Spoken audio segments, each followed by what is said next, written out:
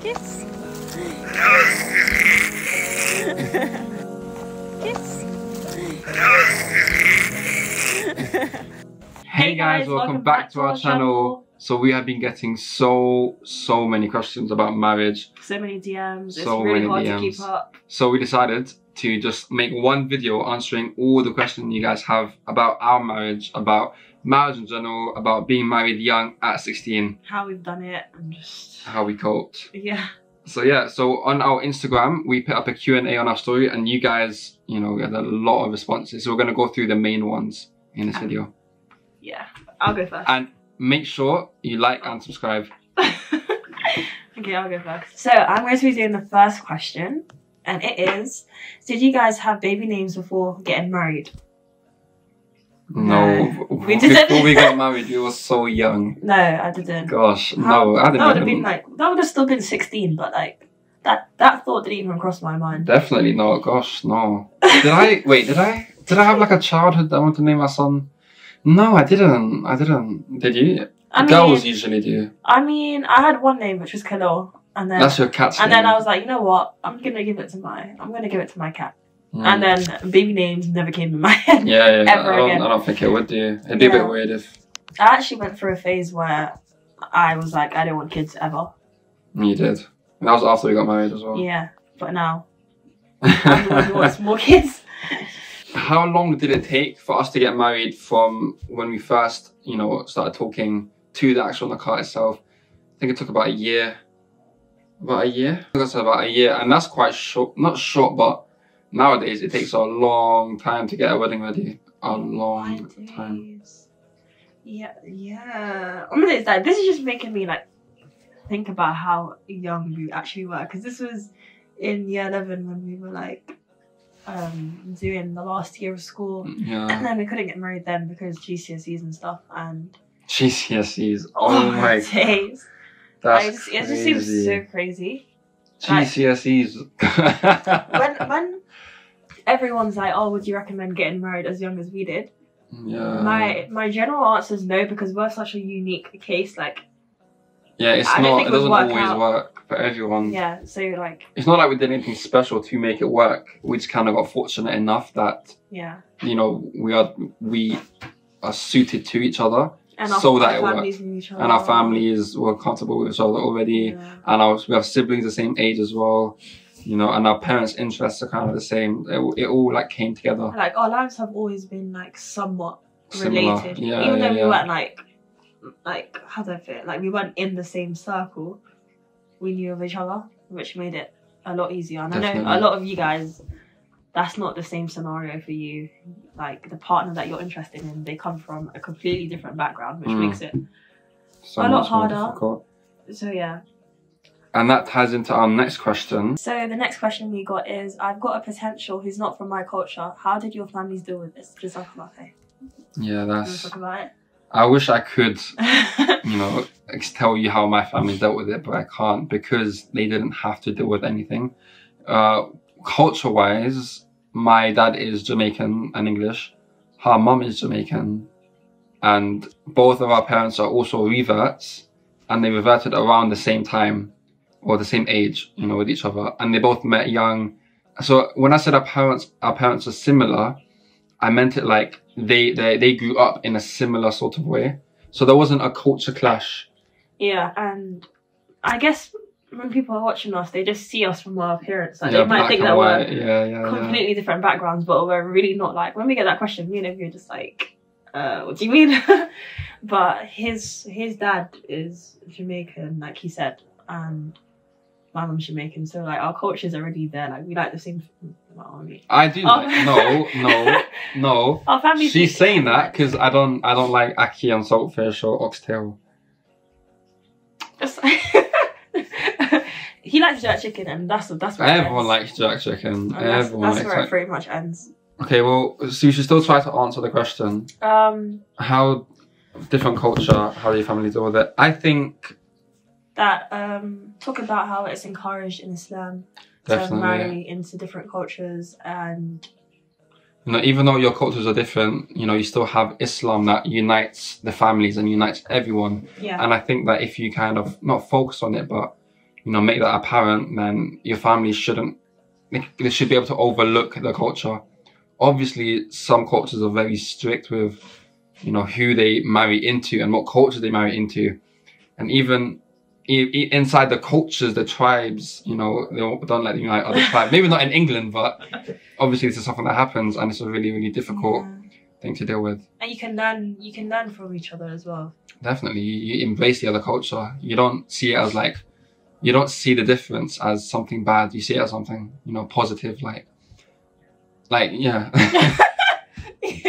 Well, I think where it does get tough is when your parents don't speak the same English, languages. they speak their home language, and then their parents speak their own language. Yeah. I've seen some people that like they learn the language of their in-laws, and it's kind of, I think that's really cute, and I think that little bit of effort really does make a big difference. Yeah. So I think learn about the other person's culture, you know, learn a lot about it. So when you meet their family, it's more, if you get welcomed easier if you know their what's the word, their customs. Their customs, that's it.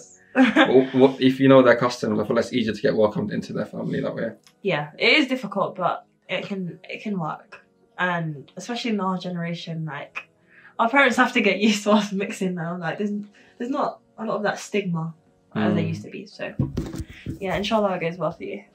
Next question. And guys, if you reply to the story and we missed your question, I'm really sorry about that. But we're trying our best.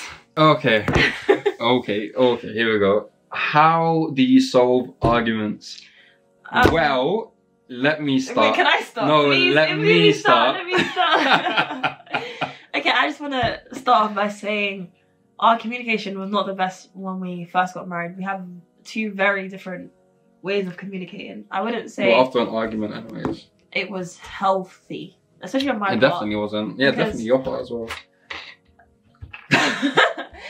Whereas for me, when I'm in an argument with Ibby, I shut down. I like, would you describe it as that? Shut down. You shut down. I don't want to talk to you. I'm not gonna reply to you, and that was really toxic. Like, I'm glad you know. But you're not perfect. You realise you're not perfect either. Oh, I'm not. And he's quite badgering, like. I'm not. No. Whoa. Hold on. First of all, I'm not badgering, but I like to resolve the issue as soon as possible. Yeah, but I don't like leaving it. Now I know that sometimes, you know, give it a bit of time. I do that now. So I think we have learned, and I think everyone learns over time, the best way to communicate with your partner. I don't think there is one best option that works for everyone, because it's not true. Yeah. Some people, you know, they like to leave it. Some people like to deal with it straight away. Some people get really uncomfortable. Like, I used to be very, very uncomfortable leaving it. I thought that she, you know, hated me, and she was going to break up with me, and it was the end of the world if we didn't resolve it straight away. Yeah. And I'm sure some of you guys felt that way as well. But, you know, after being with her for long enough and arguing enough times, I know now that, you know, giving her some space first to deal with the emotions herself, and then when she's ready and when the anger or the, you know, whatever the argument is based off, when that's subsided enough, we can communicate openly and speak. Because what happens is, if we don't give it time and we communicate, we'll just argue again. Because you still feel it in your heart. You know, they're like, still annoyed at you. Don't talk to me. Why are you talking to me? You get mad at me. And then there's another argument. And yeah. So. Nice little speech. Well, yeah, but I wouldn't recommend leaving it completely. Like, you know how you mentioned everyone had different definitely styles, because it'll just build up, and then it'll just blow up, and you'll have a big argument, and everything will come up. Everything comes up if you just don't ever talk about it. Definitely. Yeah. It is, communication is very important in the marriage, and I think, you know, learning how you communicate is, you know, also essential. As important. So the next question, I find it quite funny, is, was the nikah awkward? I'm just going to tell you how I felt when I first walked in. Yeah, do your perspective, and then we'll do my perspective. Okay. Go on. So, I was running late. You know, bride's always running late to her own wedding. And everyone has arrived, and I'm in my little dress. Not dress. It was a very nice dress. It was like an abaya dress. Yeah, I wouldn't say wedding dress, but it was like It was very, very nice. It was very nice of you. Thank you. And I was freaking out. I was so nervous. I was like, I don't want to walk in. Everyone's eyes are going to be on me. And I just walk in and I smile. My memory's lost after that. Like, really? I remember walking to the back and sitting next to my mom, and my dad was sitting next to you, right? Yeah. And then your dad does the little like marriage speech, and then he asks you like, do you want to marry me in Arabic and stuff like that. And then it comes to me. Everyone turns around looking at me. Like my heart is beat. Like I knew I wanted to marry Ibby, right? Obviously. But, like I don't know if it was shaitan or something. Say no, say no. I told you this. Yeah, by hearing it again. like say no, like and then I was like to myself, okay, Aneesah, like, well, by the way, this thought process is in 5 seconds. Yeah. I'm like, okay, Aneesah, be for real, like you're not gonna say no. I was like, it'll be fun. It would be funny if I just say no as a joke. I didn't, and then I said yes, and then everyone started like cheering, but like I don't know, like I felt really shy and awkward. Didn't my mom cry as well? Yeah, your mom started crying. I think Mia might have. She probably teared a little bit. Might have started crying. My dad said that he started tearing up a little bit. No. But you know how dads are, they don't want to show emotion. Of course not. But yeah, that was my perspective.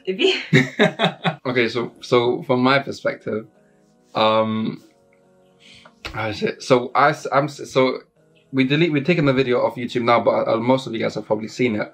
I'm at the front on the table, and then everyone else is the rest of the hall, right, or the room. I mean, it's like an assembly for you, isn't it? Yeah, it was. I'm at the front sitting next to Aneesah's dad and my dad. Obviously, I know Aneesah's dad. We've met and we spoke, but it's still my father-in-law's very nervous. Oh my days! The question wasn't it awkward for me? I was dying inside. Oh my days! I didn't know where to look. I don't know what to do with my hands, with my mouth, with my eyes. You know when you focus on every little thing, like like your lips are moving. Exactly. Oh my days, I was dying. But and to make it worse, she was late. So I was sitting there in silence. Days, I didn't think about that. My dad's like kind of getting me to talk, but then everyone's kind of looking at me and talking to other people, and it was just, oh my god. And she was late, so it took even longer. But you know, she walked in she walked to the back. You know, and I didn't know if I'm allowed to look at her. Obviously I was, but I didn't know if I was allowed to look at her, or if I shouldn't look at her, or if I should. We'll talk about our first touching each other after like the hug. Oh, in front of everyone. We'll talk about that after. Yeah, continue. That was funny. Gosh. Yes, I don't know if I'm allowed to look at her. Where am I supposed to look? So I look down to look. I can't look down. It's my in the car. But I was looking up, and in the video, I'm gonna put a little clip of it. I'm gonna play a clip. I was looking so lost. Ceremony in Arabic, and this is called the Khutbat al-Hajjah, where it kind of opens up every special and important occasion. The most special of occasions are obviously the occasions of marriage. So lost, like it looked like I didn't want to be there. Yeah. Literally, but obviously I did, but I don't know what.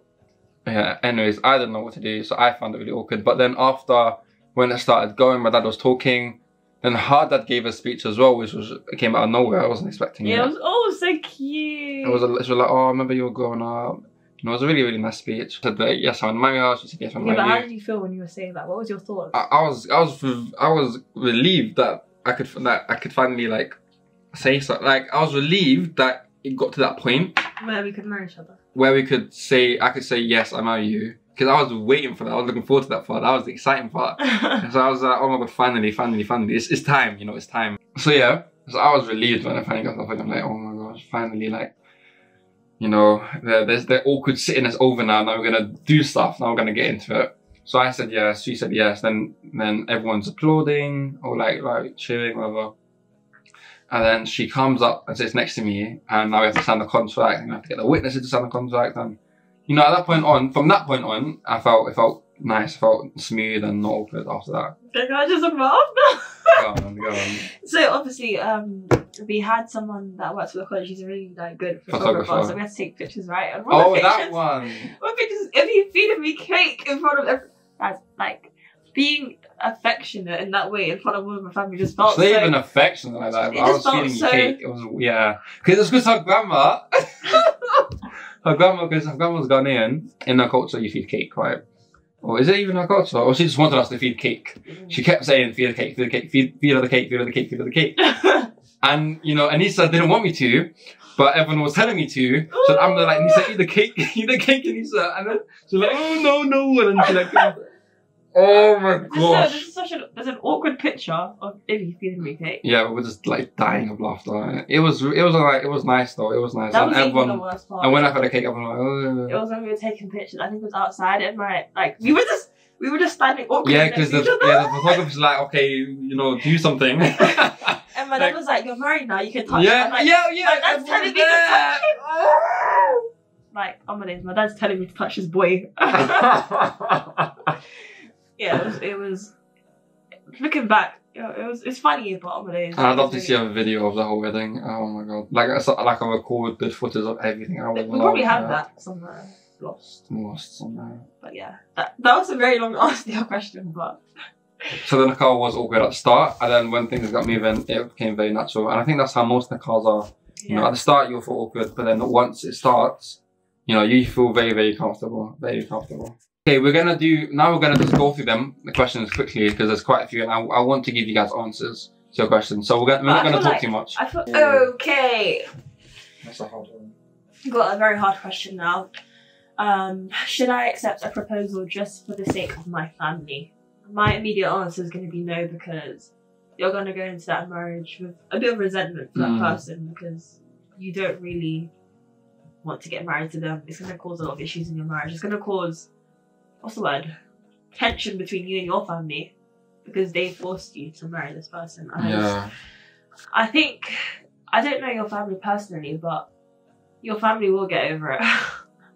Do you think? Inshallah. Like, it's not worth throwing away your whole life for something that you don't want. That's just my opinion. What's your opinion? I think we'll go with the opinion for now. For now? Yeah, let's just roll with that. What do you do when people judge you for getting married young? I think people assume that we get judged a lot for getting married young, but in reality, we don't really. Apart from the occasional hate comments. We do. Not about in real life. We don't get judged in real life. I guess people just kind of keep the thoughts in their mind. Yeah, you're right. Online, we do get a couple comments. At first, it used to bother me, and I used to think am I doing something wrong? I just think am I actually doing something wrong? But I've just put it down to, I guess we live in a different time now. It's not really the usual. It's not the norm. And when people see something that's out of ordinary, ordinary, it I don't know. Yeah, they're not comfortable with it, or they think there's something wrong with that. Yeah, but in reality, it's not normal.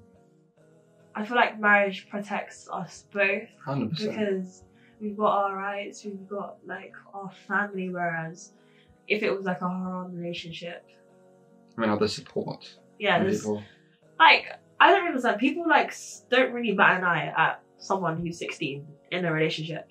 They're just called high school sweethearts, right? But when it's marriage, and we're not even legally married, not that there's anything wrong with that, but it's a religious marriage. It's to make it halal in the eyes of Allah. That's literally it. And yeah, I really love being married. We've grown so much together. Okay, so we've been looking for this question. We finally found it. Yeah. Is how has having a baby changed our marriage? I'd say it changed it for the best. I think that it definitely did a lot of good for our marriage having a son at a young age. I think it also improved our dynamic and how we work together. Definitely, yeah. I think that having Musa allowed us to know about each other in a more deeper sense. I know her, now I know what she's like maternally, and she know what I'm like paternally. Because obviously you don't know that before you get married unless you have maybe a baby sister or something. But even so, you don't know what they're like, and I think that realizing that about Aneesah definitely helped us come closer together. Yeah, in our marriage. He saw me at a lot of vulnerable states. Definitely. He saw me during pregnancy, being moody and eating everything, and then he saw me a really vulnerable state, labour, and I think that a switch. Something switches from that moment, Oh, for me or for you? Both of us. Oh, okay. I don't know. Reality sets in, and postpartum. I think postpartum. After going over that hurt, initially it was hard for both of us, wasn't it? Adapting and for the first month or 2 months. Yeah. Definitely. But once we got over that, we got a routine, and Also, like, a lovely addition to our family. Yeah, because when you have a baby, you get distracted. You don't, when it's just you two, you know, there's nothing to do other than talk. Like, as in, there's nothing, as in having a child. It gives you something to do. Kinda, and it gives you something to do together as well. Having a baby, we look after the baby together, we put the baby to sleep together. You know, we you know, look how cute the baby is together. it gives us stuff to do together naturally, without like, oh, let's go play some board games together. I don't know. I just think that it kind of helps with our marriage in a definitely a very positive way. I think we work really well together with Aneesah. I hope so. I always say this, but like, we do.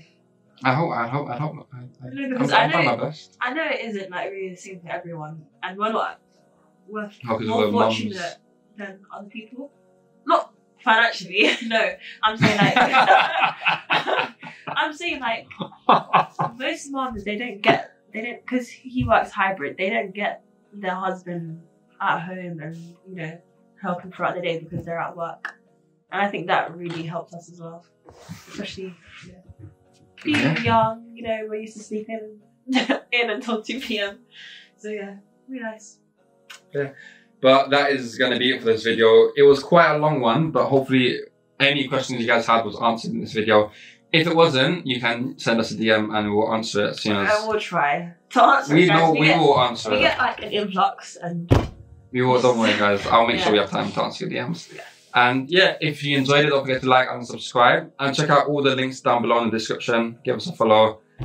Yeah, and you'll see another video very soon, inshallah. Thank you so much for watching. Let us know what you want to see on the channel as well. Yeah, we're open to ideas. Yeah, open to ideas. And we'll see you in the next one. Bye. Bye.